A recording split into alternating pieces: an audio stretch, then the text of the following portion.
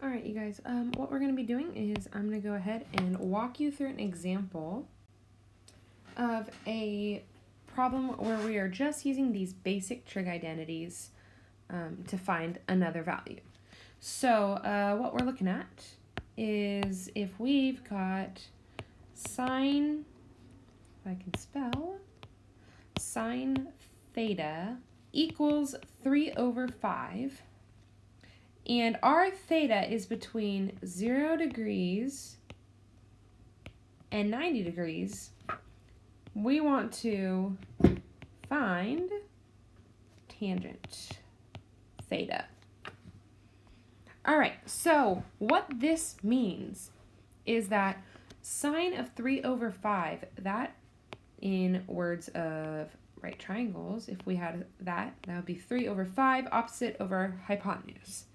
Now, we are actually going to use our Pythagorean identity that says that sine squared theta plus cosine squared theta equals 1 in order to solve for cosine, and then we can solve for tangent. So this means that we've got 3/5 squared plus cosine theta equals 1. That is 9/25 plus cosine squared theta equals 1. Make this a little smaller. If I subtract it, I get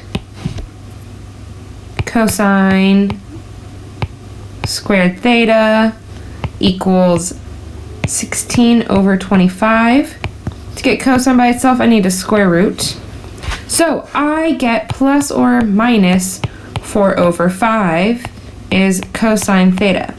Now I have this plus over minus, so positive and negative 4/5. I need to use the knowledge that I have right here to tell me if cosine is going to be positive or negative. If my answer is between 0, or my theta, my angle, is between 0 and 90 degrees, that means it's in quadrant 1. Which means everything's positive in quadrant 1, so my answer is only 4/5. Well, now that I have sine and cosine, I can go ahead and find tangent. Because sine over cosine is tangent. That's one of the most basic identities that you guys know. So that means I've got 3/5 over 4/5. And what does that equal? That equals 3/4, and that is my tangent theta. And that's it for this problem. So the important thing is to follow these steps. Yes, this one is a 3-4-5 triangle. Not all will be nice, pretty triangles like that. So you will have to know the steps and how to get there.